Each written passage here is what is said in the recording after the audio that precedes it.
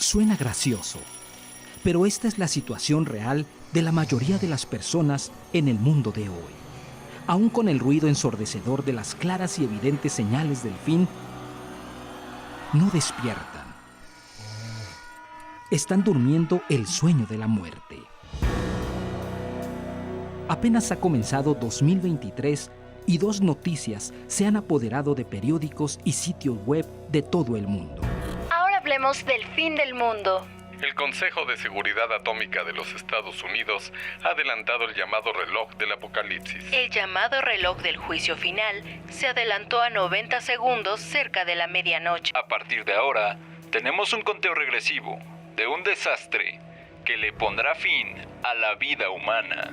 En el reloj del apocalipsis, faltan 90 segundos para que el mundo se termine.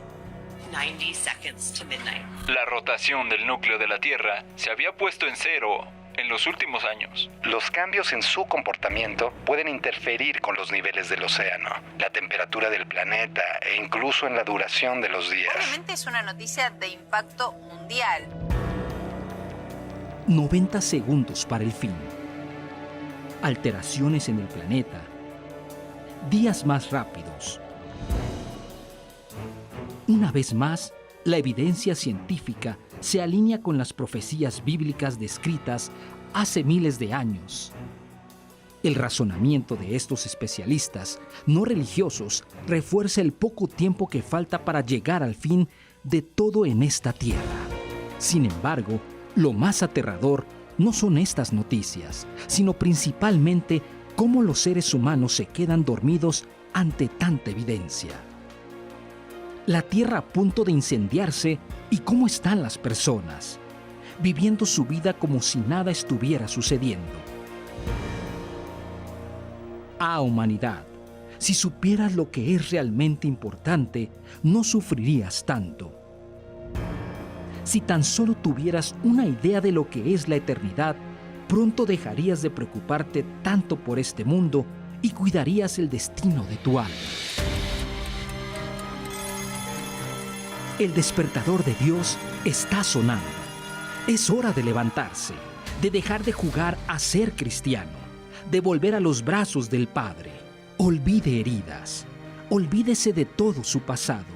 Quien te hirió, olvídese del exterior, olvídese del engaño del corazón.